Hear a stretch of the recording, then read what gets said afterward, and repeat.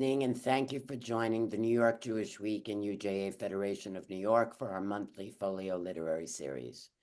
I'm Thea Wieseltier, Director of Public Programs at 70 Faces Media, the parent company of the New York Jewish Week.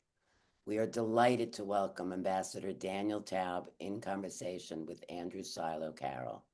Tonight's book selection provides a deep dive into the value of diplomacy and open communications when faced with difficult conversations.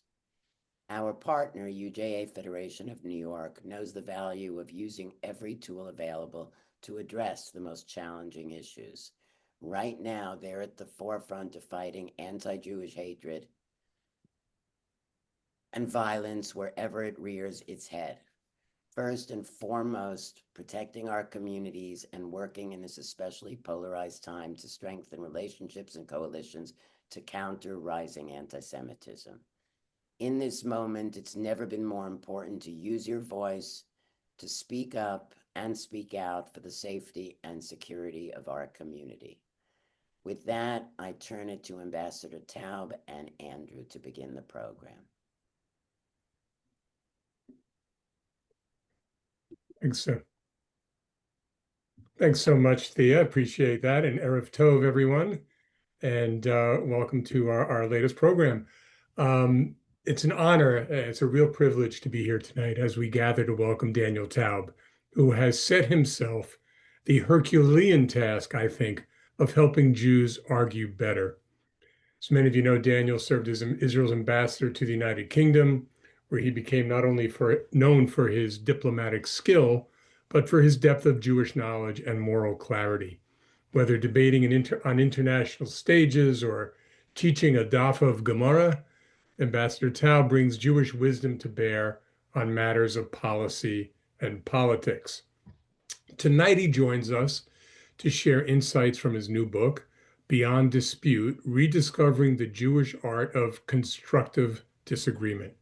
The title itself invites us into a sacred space, the Machloket L'Shem Shemayim, the argument for the sake of heaven, that have always animated Jewish life. In the book, Daniel explores the great debates that have defined our tradition, not just as historical curiosities, but as living conversations that continue to challenge and inspire us today. In a time when disagreement often leads to division, which may be the understatement of the year, Beyond Dispute reminds us that Jewish tradition sees debate not as weakness, but as a vital force, one that can deepen understanding, strengthen identity, and bring us closer to the truth. Daniel, welcome to the program, and we're so looking forward to hearing your insights tonight. Thank you so much. It's such a pleasure to be with you. I want to start by asking, well, your book is not, we should tell people, it's not a diplomatic memoir. You're gleaning insights from Talmud on how Jews can and more constructively argue. What brought you to the Talmud as a source of this, as opposed to some classic books about negotiation, your own experience as a negotiator? Why the Talmud? So it actually happened in a slightly strange way.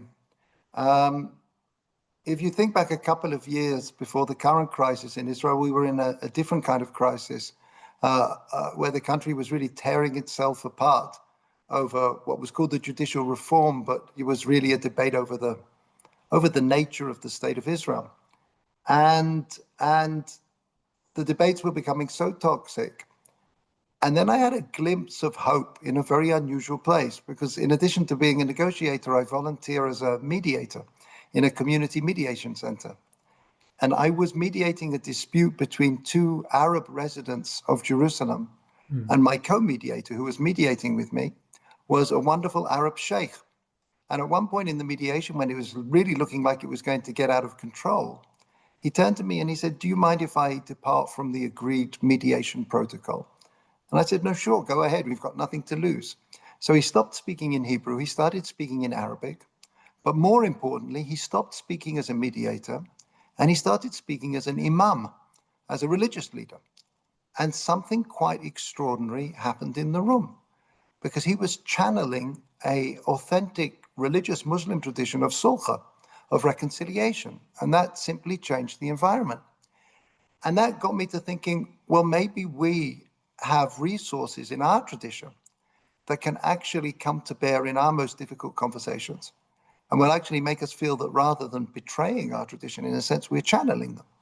So I started this journey of looking at our tradition as a potential resource. And the thing that struck me was how many insights in the rabbinic approach to argument are actually predictive of insights today in social science and conflict resolution. And it took me a while, in a sense, to figure out why. And I think the reason is the book is not a history book, so I really just deal with this in the prologue. But I think the reason is that this rabbinic approach to argument, which was a very radical change, actually happened against the background of a social crisis of lack of trust in authority, lack of trust in information, breaking up into factions and echo chambers, that has a lot of striking similarities to the crisis that many Western societies are facing today. So that's why I found it tremendously relevant. It had a lot of echoes, and that's why I thought it was worth exploring. I wonder, let's remind folks just even the structure of the Talmud, because if some people just say, oh, it's a book of the Jewish law, but it's really it's a case book of Jewish argumentation. So maybe just describe, how So first of all, a page. it's exactly right. The honest truth is, a Jewish scholar, if he wants to know what law says, will not turn to the Talmud. There are much more effective codes of Jewish law than looking at the Talmud. What the Talmud is this extraordinary compendium of Jewish argument, of Jewish wisdom. In some ways, it's a very postmodern text because it jumps from subject to subject. And it's not just a reference book, but it's an invitation to join the discussion. If you look at the Talmud, it will have a core text in the middle, but it will have commentaries around it that debate it and commentaries around. And when I was a child, my Talmud teacher would always say, the most important part of the Talmud is that little white margin around the edges, which is the invitation for you to add your voice to the conversation. So it's really it's a sanctification of argument. It's an invitation to join the conversation. And I think one of the things that was so radical about it was that at a time of crisis, and it's worth remembering, there were many Jewish sects at the time, 2,000 years ago, and many of them thought that they were right. You can think about the Sadducees and you can think about the Essenes, and all of those groups have disappeared into the midst of history. We know very little about them. And it was just this single group that realized that, the way that we are going to find the truth is as a collaborative exercise. All of us may hold a part of the truth, but to actually put the mosaic together, we need to find a way. And you described it beautifully in the introduction, the notion of what the rabbis called argument for the sake of heaven, because their thinking was, it's not me that's for the sake of heaven, it's not you that's for the sake of heaven, but it's actually the argument between us that is for the sake of heaven. And the goal is to create an argument that does justice to all sides of the debate.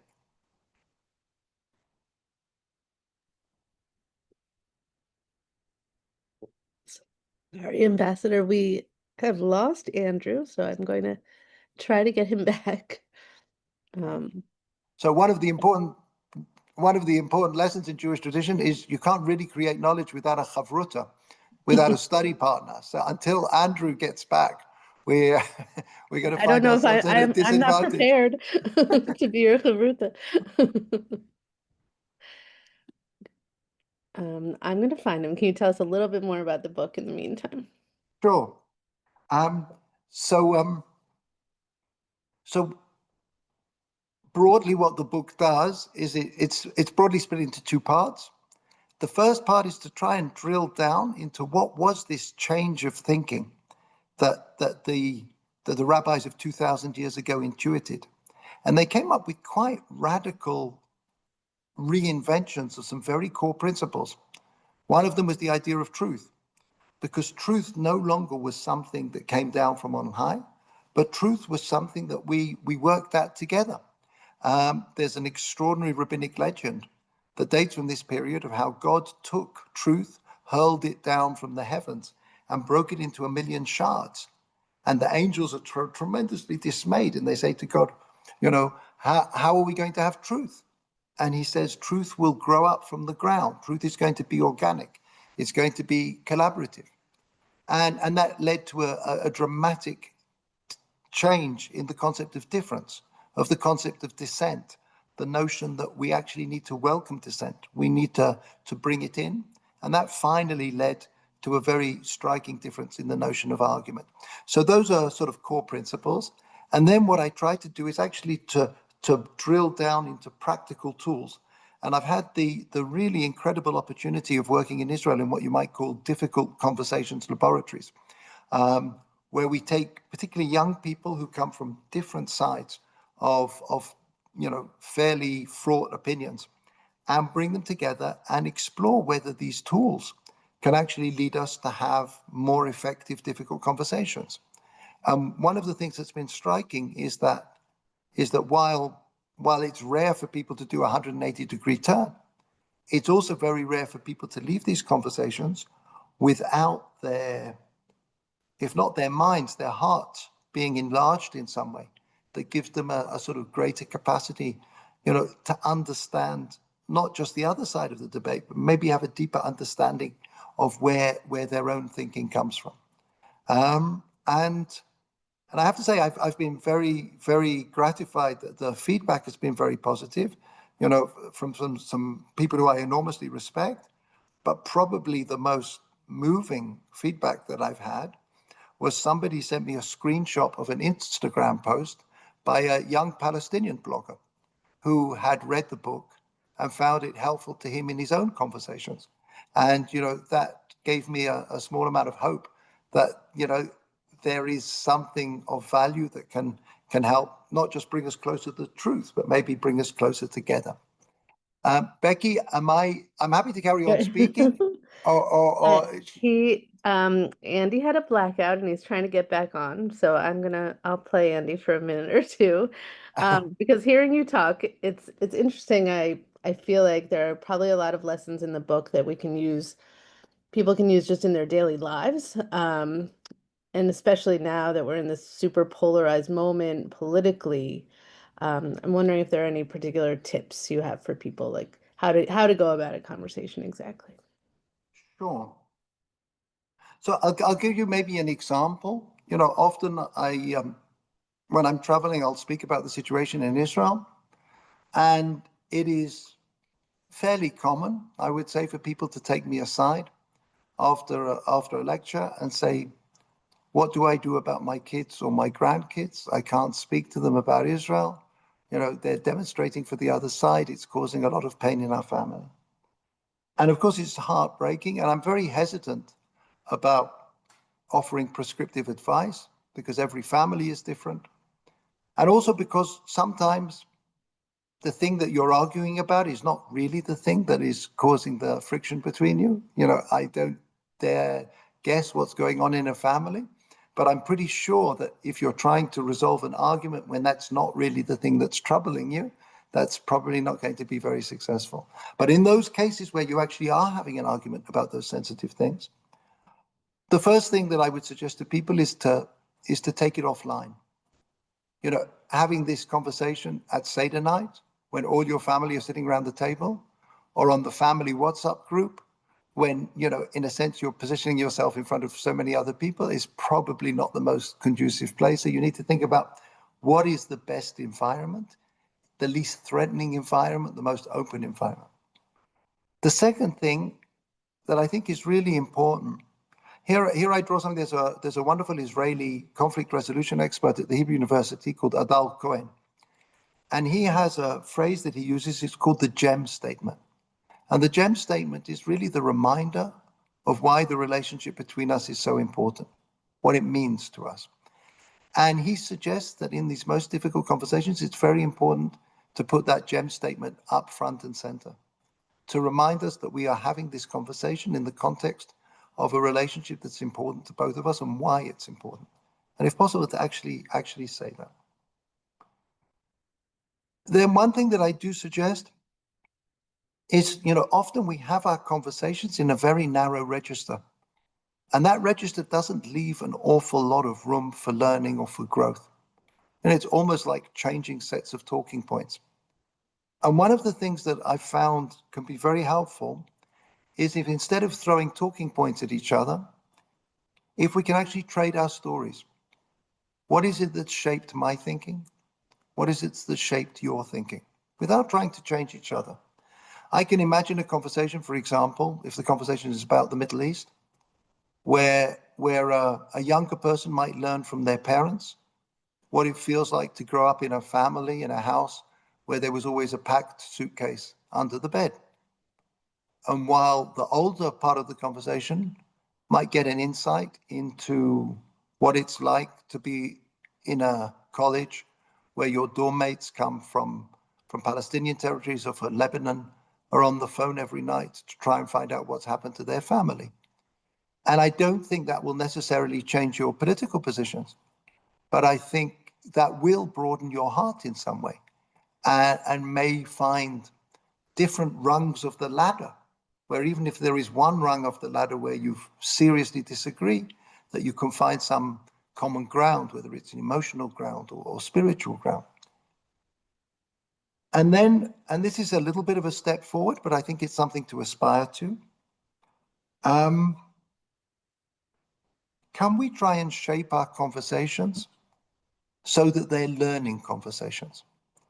Let's think about if we wanted to think of our positions as works in progress, and we wanted to develop them and improve them and test them. Who would be the people that we would most want to speak to?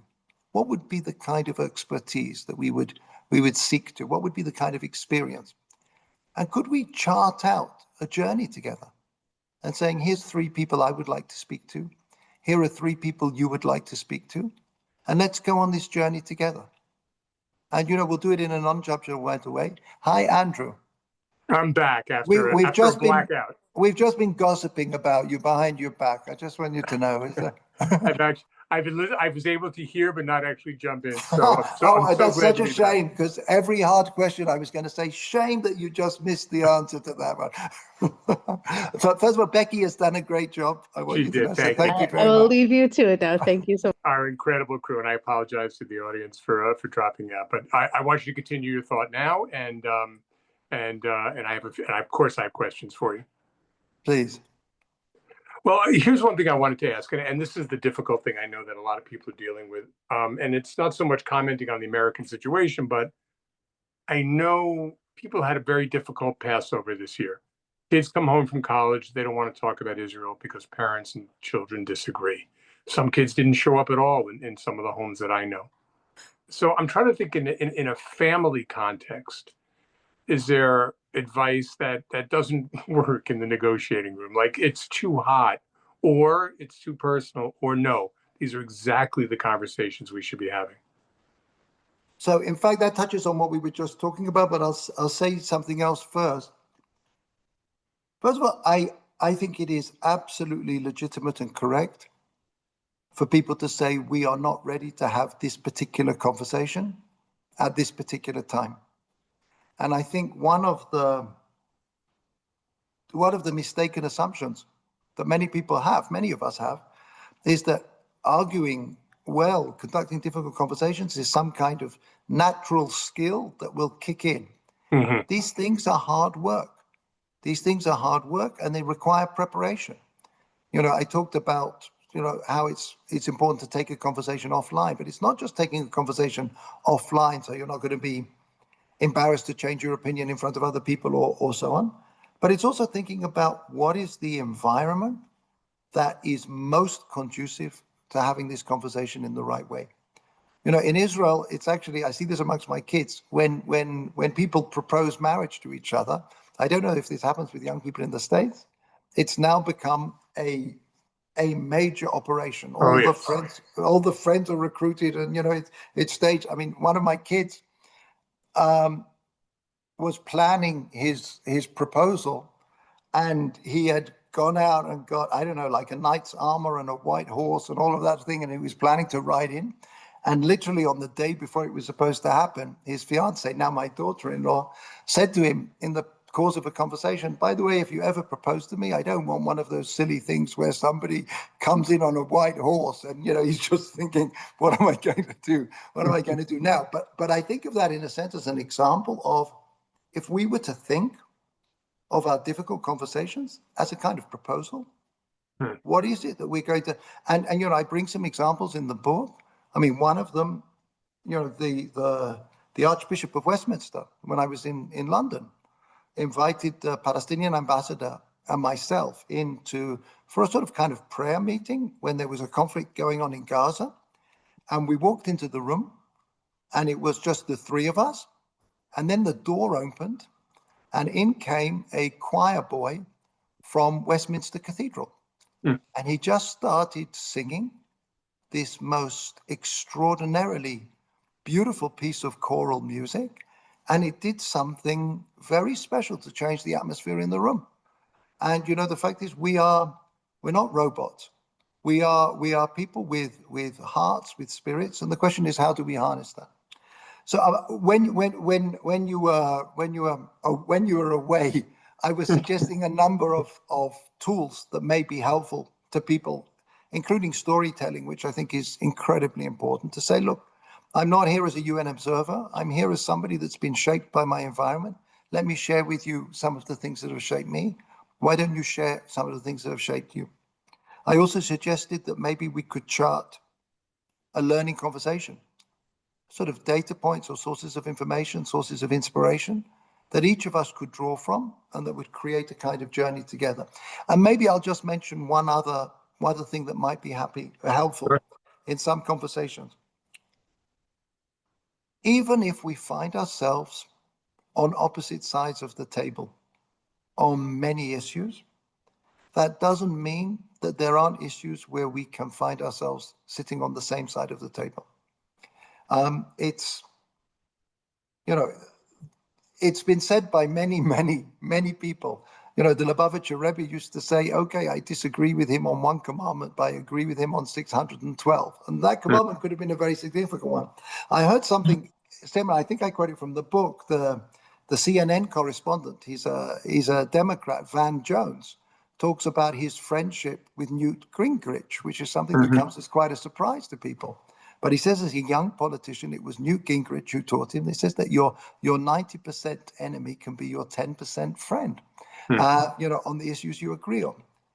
And I think finding those things that we can do together, it may well be, if we're having a difficult conversation about the Middle East, for all of that, we can find points of light where people that we both admire are doing things that reflect values that we share. I can think of all sorts of operations, humanitarian, medical, social, and so on, and actually doing something together. When I was studying in Boston, I shared a class with Jamal Muad, who was an older student who used to be the Prime Minister of Ecuador. And he had actually president of Ecuador, and he had actually led Ecuador in its peace negotiations with Peru. And when he first went into those negotiations, that was one of the longest lasting conflicts in the Western Hemisphere. He consulted with Professor Roger Fisher, who is one of the greats of negotiation theory in Harvard. And Roger Fisher said to him, in your first meeting, you only want to achieve one thing. And that is a picture of the two of you and President Fujimori of Peru, sitting on the same side of the table, looking at a map together. And that will change the way that people are thinking about this conflict. Yes, there are major disagreements, but the two of you are not in an arm wrestle. You are actually working together to find a solution. And he showed me the picture on the front page of the newspaper. It was already going of the two of them. And I think if we keep that picture in mind and to say, yes, we're not hiding all the areas that we disagree on, but we shouldn't allow those to cloud the areas that we can agree and the path that we can walk together. What if you suspect, and I think this is a concern a lot of people might have, that the other side is not arguing in good faith? And by that, I mean they are either not interested in the facts or the same set of facts that you're drawing upon, or they have no real inclination to be persuaded. So That's a critical question, and it's a particularly critical question in the situation that we are in now. You know, when the issue of canceling is so live, in which cases is it appropriate to say that somebody falls outside the realm of legitimate debate? And I think actually the insight of Jewish tradition here is really helpful, and it's so relevant to mention it in this conversation, because the rabbis, you know, describe the Torah as saying there are 70 faces to the Torah. We're very familiar with that expression here at 70 Faces Media. And, you know, there are 70 different legitimate ways of looking at it, but that, of course, doesn't mean that there isn't a 71st face that falls outside the realm of legitimacy. And it doesn't mean, like American academics have said, that you can't be so open-minded that your brains fall out. And one of the things that I take away from the Talmud, it's very, very rare in the Talmud that somebody is thrown out of the house of study. The thrust of the Jewish tradition is, if there's an alternative viewpoint, we want to hear it. Somebody once described the difference between Greek logic and Talmudic logic in a beautiful way. He said, Greek logic says that bird, you know, all ravens are black, that bird is a raven, so that bird must be black. He said, Talmudic logic is similar, but a little bit different. It said, all ravens are black, that bird is a raven, either that bird is black, or it's a new kind of raven that we never heard of before. So you've got a sort of logic that's continually questioning itself, and that leaves you open. And there are many stories, some of them almost Monty Python stories in the Talmud, of some rabbi who is asked a ridiculous question and is about to throw the person out of the study hall, and suddenly it turns out that ridiculous supposition was actually true. But there are some instances in which people are removed from the house of study. And what's fascinating is that almost always they are not removed because of the position that they hold, but because they don't buy into the basic rules of debate. Because there is no grounds on which you can actually conduct an intelligent conversation with them. And I think that is really the question that we have to ask ourselves. Not, am I disagreeing with this person because I don't like what they have to say? Or is it the fact that there is no way in which we could conceivably find common ground? You know, to give a modern example, you know, in recent years, we've seen very, very toxic debates over, I don't know, vaccination or climate change. And it suggests to me that on the one hand, we should be open to hearing things that maybe we are uncomfortable with. But on the other hand, if somebody says, there is no scientific evidence that you could bring me that would change my mind, then you are not in an argument, you're not in a conversation. You're in a kind of performance art. You know, there's a saying amongst diplomats, you can change my opinion, but you can't change my instructions. So here, you know, the fact is, if somebody is in a way acting on instructions, whether they're tribal instructions or they're emotional instructions, then it really makes sense to cut your losses and to invest your energies elsewhere. Thank you for that. At this point, I want to tell folks, if you have questions for Daniel Taub, put them in the Q&A, not the chat, in the Q&A, and we will we'll get to them as we can. So that's put your questions in the Q&A. You have I think this is in your book, you have this great line that it's another diplomatic saying, which is that the other side's problems are your problems. And I love that. And this is about a good faith negotiation. Tell me how that works in real life. So actually, the other side's problems are not only your problems, the other side's problems are sometimes your solution, which is the most striking thing. And I think this arises from recognizing that probably the most powerful tool that we have in a negotiation room or in a conversation is deep listening. You know, it's funny, I've had the opportunity to teach negotiation theory. So sometimes I'll ask a group of students studying negotiation theory, if you had a superpower that could help you in the negotiation room, what would it be? And often the answer that they will give, I would love to be able to mind read. I would love to know what's going on inside their head. And, I will say to them, well, actually, you have a power that is actually, very similar to that, which is actually listening carefully. And if you can identify what the genuine concerns, I mean, one of the things that's so important about listening is often you can hear beyond what the person that you are with is saying.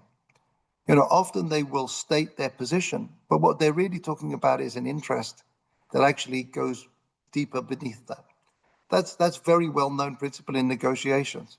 I mean, it's interesting in negotiation theory, classically, the classic example that's often given is a parent that comes and sees two children arguing over an orange. And so the parent decides to solve the problem by cutting the orange in half and giving half to each of the children. But then the parent watches and sees that one child wants the peel of the orange to make jelly with it, and the other one wants the pith to make juice with it. And he realizes that if he'd only been a little bit more receptive, he could have actually given each child 100% and not just 50%. Now that sounds like a very childish example, but the striking thing is that principle actually helped us reach peace between Israel and Egypt, and actually between Israel and Jordan as well. After the 1973 war, Israel and Egypt were fighting over the Sinai Desert, each of them claiming that they needed to have control of it. And it looked like it was an irreconcilable conflict. But in fact, if you look beyond the positions to the interest, you could see that what Egypt wanted was to be able to declare that it had regained sovereignty over this territory. And Israel wanted to make sure that it could not again be attacked from this territory. So having an arrangement that formally recognized sovereignty, but on the other hand, made sure that areas were demilitarized and there was an international force and so on and so forth, was a way of separating the pith from the peel in a very practical way. We did something similar with Jordan in our agreement, but that would have only been possible if you actually listen beyond the rhetoric to what is the genuine concern, the genuine problem of the other side. You bring up the Middle East, and of course that leads us to like some present day problems that are just crying out for negotiation, and some people don't think they are. Let's first ask about the larger Israeli-Palestinian conflict as opposed to what's happening in Gaza, which is, do you have any reason to think that there is hope for Israelis and Palestinians to find some kind of negotiation that'll give both sides what they're after: security, dignity? And I guess I'll put this to, or do either, are both sides capable of arguing in good faith at this point? So first of all, I'm not asking you to solve the issue on one leg, but I'm just curious. Well, how long have we got? Right, exactly. So first of all, this book is actually not a book about negotiations. It's not a book about solving the Israeli-Palestinian conflict. It's really a book about when we are having difficult conversations in our families, in our organizations, in our institutions, what tools does our tradition have, and so on, that can help us do those more effectively. But obviously, I live in the region, and I'm very closely involved in it. My kids are serving, and so on and so forth. So first of all, I think sometimes we ask ourselves the wrong question. I think asking the question, which quite often sort of foreign diplomats will ask, how do we wrap up this deal? How do we just wrap it up and sort of create a signing ceremony on the White House lawn? Is not a helpful question. It's much more helpful question to ask, are there things that we can do that will improve the lives, the security, the safety, the potential of Israelis and Palestinians? And I think if you frame the question that way, many more doors of opportunity open up. I think at the very moment, we're in a terribly, terribly difficult conflict, a very painful conflict. And I think until we navigate this and come out, please God, with the hostages home, please God, with our soldiers home, please God, with all of those people who have been evacuated going back to their home, I think it's very difficult to to get ourselves above the parapet and start thinking about, future arrangements. But when we do, I think we also need to remember something. The thing that we need to remember is that peace is not utopian. Peace is a hard, complicated arrangement. In the course of the negotiations, I was asked to head one side of negotiations called the Culture of Peace Negotiations with my Palestinian counterpart, Sufyan Abu Zaida. And I suggested to him we should travel to Northern Ireland to see what we could learn about their experience since the signing of the Good Friday Agreement. And we made the trip. It was fascinating. We learned an awful lot of things. But I think the most inspiring thing, actually, was to see how hard it was, not just to reach a peace agreement, but to keep that peace alive. Because when you met these talented people who were holding this peace together with sticky tape, all of a sudden peace seemed real to you. It was a reminder that actually peace is not solving all your problems, but it's changing one set of problems for a different set of problems. They're just a much better set of problems. So we have two questions that I think are coming from the same place, which is it's about trying to change minds in America about what's happening in Gaza. And I know this is an issue people have because it's maybe the argument Jews are facing. So just to summarize both questions, it's sort of people take a view on Gaza, they blame Israel, and I present them with the facts that they don't want to hear. So this is both a question about good faith arguments. It's also a question about how do you bridge the gap between, let's say the Zionists in this country and the anti-Zionist country? Is it bridgeable using some of these techniques of listening and trying to, understand the other side's problem? Or are some problems just intractable and there's no winning? And I don't think you like the language of winning when it comes to argument, if I'm correct. So I'll say a word about winning in a moment. So again, this is also, not only is this not a book about negotiation, it's not a book about hasbara. It's not a book about making the case and how you persuade the other side.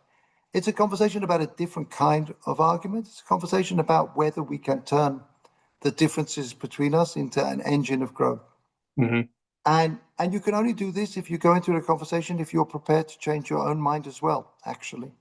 The fact is you need to enter, and it isn't really fair, one might say, to expect the other side to be prepared to change their mind if we're not prepared to change our mind.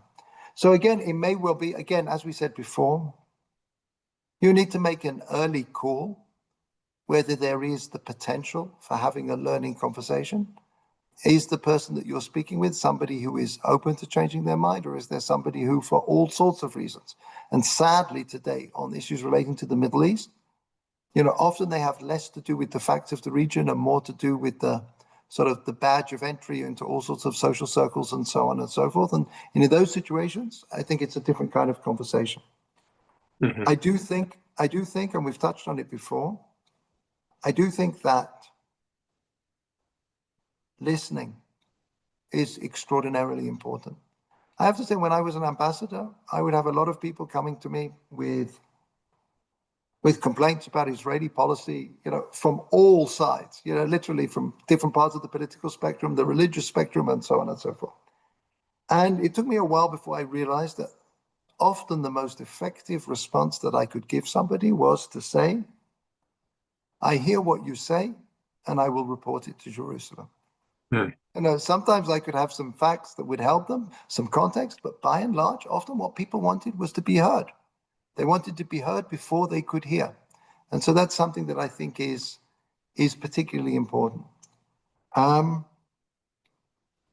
other part of the question was about winning an argument. Is that even a phrase that falls under a kind of a Jewish rubric? Winning.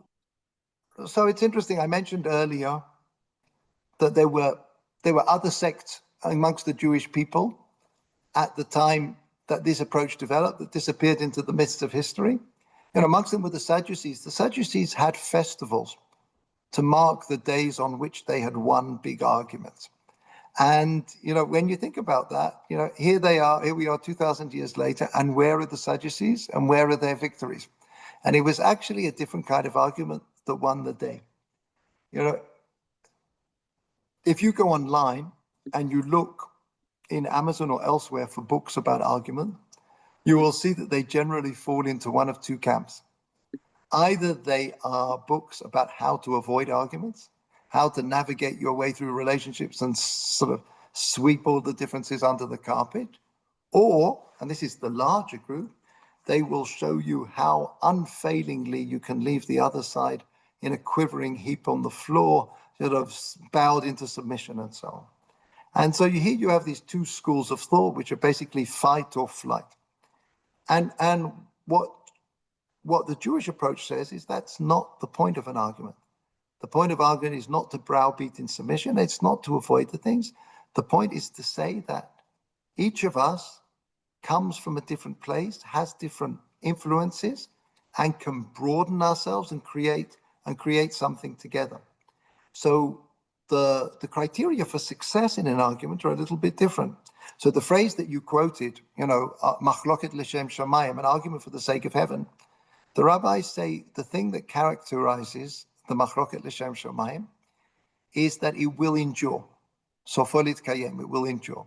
But it's not entirely clear what will it endure. And I think actually the rabbis had three things in mind.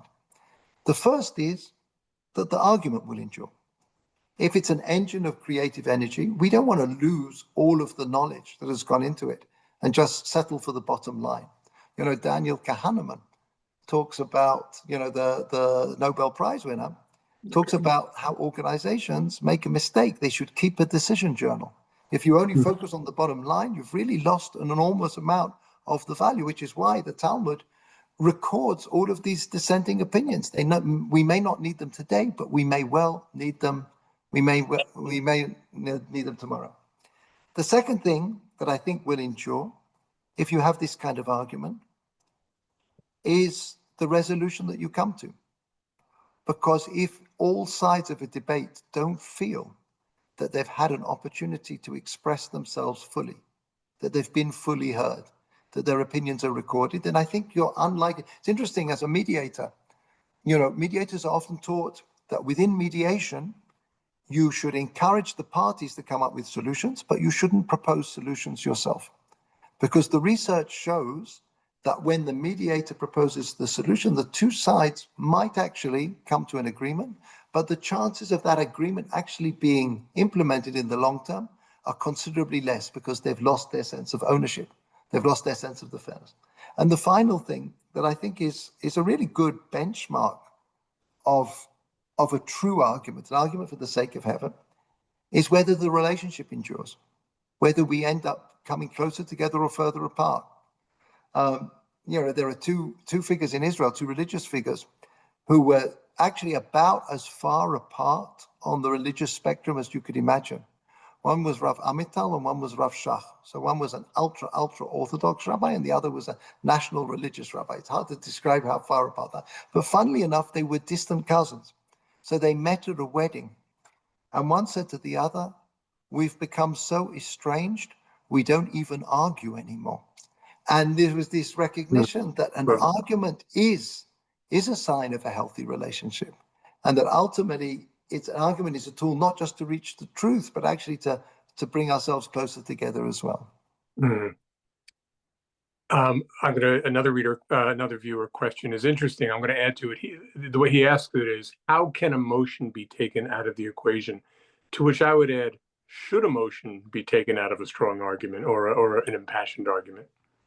So I think the question is a good question, and your addendum is an extremely important addendum. So first of all, we tend to think, and I think it's a mistake, we tend to think emotions are a necessarily negative thing. But actually, your positive emotions can be powerful too. The fact is, positive emotions, hope, inspiration, can be tremendously important. But it ties in with something else that I said before, which is that so often our our conversations take place in a very narrow register, as though we are sort of disembodied, neutral observers. And that leaves so much of who we are and what we are behind. One of the things that characterizes the Talmud, which is very striking, is that it is a strange amalgam of law and narrative, of rulings and storytelling. We have halacha, which in a way is the dry letter of the law, but there is hardly a page that goes by that doesn't have agadah, have stories that bring those things to life. And often the stories, interestingly, are almost like critical commentaries on the law. If you think about the Bible, just to give one example, according to the law of the Bible, a man is allowed to have more than one wife.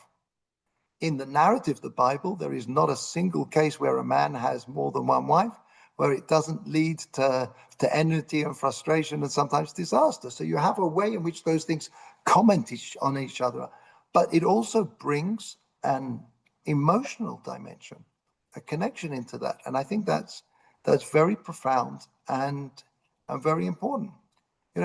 You can, if you share a talking point, an argumentative point with somebody, they can dismiss it. But you can share a story, and I bring in the book examples of stories that I was told by counterparts in the negotiation, where I had all of the answers, but somebody tells a particularly personal story, and there's something that is incredibly subversive about it, if you like. It gets under the portcullis. And if that's the case, I think we should be open to recognizing that. We should be open to, people are frightened of emotions in the same way that people are frightened of having genuine conversations. It's a little bit like flying without a net. And that's why you need to have the trust and the environment to do it. But, like trial lawyers are trained often, only ever ask a question that you know the answer to. Mm-hmm. And I think the Jewish approach is almost the exact opposite. If it's a genuine conversation, you really want to go into those areas of the unknown, because those are going to be the areas of growth. You mentioned the Nobel Prize winning Israeli economist, Daniel Kahneman. Who are some of your other rabbis? And I'm going to ask that lowercase r. Who are some of the great negotiators or great conversationalists that you really learned from, either in writing the book or just over your long career? So in terms of writing the book, I was sort of really blessed to come up. I mean, it's interesting, the gap of 2,000 years somehow just disappears when you look for certain types of quality. The social psychologist Adam Grant, a contemporary social psychologist, uses a phrase, confident humility. Confident humility, and it's a beautiful phrase if we're thinking about how we want to have confidence in our ability to understand the truth, but humility in relation to the fact that whether we think we're actually sitting on the truth at any given moment. And so I was looking for examples of this. So for example, somebody in the Talmud who I have such a soft spot for, he doesn't appear very often. His name is Rabbi Shimon HaAsamoni. And he spends his entire life on a research project. And his research project is designed to derive out the meanings of that little Hebrew word et every time it appears in the Bible. And it's a word that is regarded as having no meaning whatsoever. It just indicates a direct object. And he has got, there's 1,400 of these occurrences that he has managed to explain almost every single one. When he comes across a sentence where it appears before the name of God, it says, Et Elokim tirau, you should fear the Lord your God. And he suddenly realizes there is no way that you could add something to God. So his whole research project is a failure. And after devoting his life to it, he gives up on it. And his fellow students are appalled. What will happen with all your research? And he uses a beautiful Hebrew phrase, Aramaic phrase, which is hard to translate because it rhymes, but I imagine it would be something like, in the same way as I got a reward for the elucidation, so I will get a reward for the renunciation. This is somebody who has got such a strong sense of his own identity and his integrity. And then you look in contemporary times, and you come across people, I don't know if this name is familiar to people from the United States, an environmental activist called Mark Linus, who was a very, very aggressive, you might say, assertive, anti-genetically modified crops environmental campaigner, so much so he would go around sort of uprooting them and so on and so forth. But he was a thoughtful guy. And one time he was invited to speak at an environmental conference, and obviously everybody was waiting him to give fire and brimstone. And he stood up and he shocked them all by saying, I started writing this book and I thought I should do the research. And it turned out that I was wrong. And he said that in front of all of his closest followers. And in a sense, there is a direct line that corrects Shimon HaSimoni to Mark Linus. I mean, there are other examples, just to give one other, because it's, you know, it's not just the way we think about ourselves, it's the way that we think about our counterparts. You know, I mentioned, you know, the notion of having a study partnership. And if it's a genuine study partnership, what you will want to do is not what sometimes people call straw manning, which is like to focus on the weakest argument of the other side so you can knock it down. But you'll actually want to do the exact opposite. You want to do what's steel manning. You want to actually try and deal with. So the most famous example in the Talmud is a rabbi called Rabbi Yochanan, whose study partner, his most famous sort of fierce study partner, dies in tragic circumstances. And his students bring him in a replacement, who is a very brilliant man, but keeps saying, yes, I know something, you know, a piece of evidence that supports you. I know a tradition that supports you. And he completely loses his mind at him. He says, you know, why are you telling me I'm making a good point? I know I'm making a good point. Why aren't you like my last study partner who would disagree with me? And that is how we would create new knowledge. And I was thinking about that, you know, in contemporary terms. You know, in the 1960s, there was an incredible medical researcher by the name of Dr. Alice Stewart, who was trying to argue that radiology, X-rays, were dangerous for pregnant women, which was against the thinking of the time. And she knew that that the whole world, the medical world, would be against her because it was an unpopular position and because she was a woman. And so she found a statistician called George Neal, whose job was to try to prove her wrong at every turn. And that was her genuine partner. And, you know, the idea of choosing a weak partner, in a sense, is like if you have a big fight coming up, why would you want to choose a weak sparring partner? But that's something that we often do in our arguments. But, you know, what was so interesting to me about this journey is that when you think about these people of models of the type of quality that we're trying to develop, you know, that gap of 2,000 years disappears, and you can find them in the Talmud and you can find them in contemporary debates.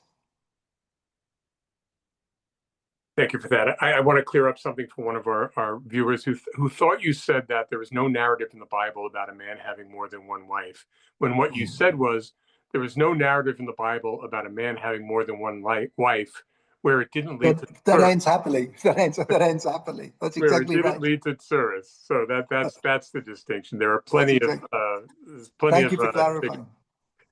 I want a question about optimism, and maybe because I think people are hungry for something to be optimistic about, especially in Israel. It's a country that's incredibly polarized. They have a war that's, you know, unpopular and yet necessary. And you have, you know, before the war even started, you had people like you mentioned in the beginning, who were taking to the streets to, you know, to think about the future of a country and very different visions. So I wonder if some of the tools that you use and some of your faith in dialogue and conversation gives you hope, or maybe not, for a future in Israel in which, you know, there is peace, there is security, there's accommodation for all the people who live in the region. So thank you so much for the question. I have to say, one of the things that gives me extraordinary hope and inspiration in Israel at the moment is what we have discovered about the younger generation. This TikTok generation that we had in some ways written off has risen to the challenge in an extraordinary way. Not just on October the 7th, when strikingly it was the planes into the country that were full and the planes out of the country that were empty, because it was all these backpackers that felt that they were needed. that were coming home, but also because they are showing a kind of maturity and sense of societal responsibility that we don't always see in the official level of Israeli society. And I'll give you two examples. When young people come back from the front, they look at what's going on in Israeli society with a sort of bemused confusion, where these debates don't make sense to them. They have been in tanks together, religious and secular, right wing and left wing, and those differences have just paled. And now they're coming back to a society where those decisions, where those have become defining characteristics. And I think there's something else that's happening in Israeli society that I might almost call a holy hesitation. And by that I mean when somebody is speaking to somebody who they don't know, there is just a moment where they are maybe wondering to themselves, well, perhaps this is somebody who is closely related to one of the hostages. Or perhaps this is somebody whose son is on the front line at the moment. Or perhaps this is somebody who's been evacuated and hasn't been able to get back to their home on the north or the south and so on. And not that it lasts very long, but in that small moment of hesitation, where you recognize that there are things that can have shaped somebody else's thinking that are beyond your ken, I think there's a moment of hope. And so one of the things that I ask myself at the moment, I think this is one of the hopes of the book. Where are the tanks? Where are the foxholes in Israeli society? We might not be able to change the entire nature of debate within the Knesset or in parts of the media. But even if we can't do that, I think it's really important that we try to create and preserve and nurture those small holy spaces in which we have arguments which aren't sort of tribal positioning, but are genuinely arguments for the sake of heaven. So, Ambassador Daniel Taub, I want to thank you for a really helpful and an even beautiful conversation. I want to encourage folks, if you're interested in getting the book, it's called Beyond Dispute, Rediscovering the Jewish Art of Constructive Disagreement. And there's a link in the chat if you want to find it. I also want to thank my colleagues for putting up with some technical difficulties. And I want to thank the ambassador also for his grace, as I went way offline. So thank you again for being here. It was really a beautiful conversation that I'm going to take to heart. And I'm going to thank personally Thea Wieseltier and Becky Phillips on the technical end, who make sure all these Folio events run smoothly and usually without a hitch. So I just want to say good night and thank you. And here's to great conversations going forward. Amen. Thank you very much.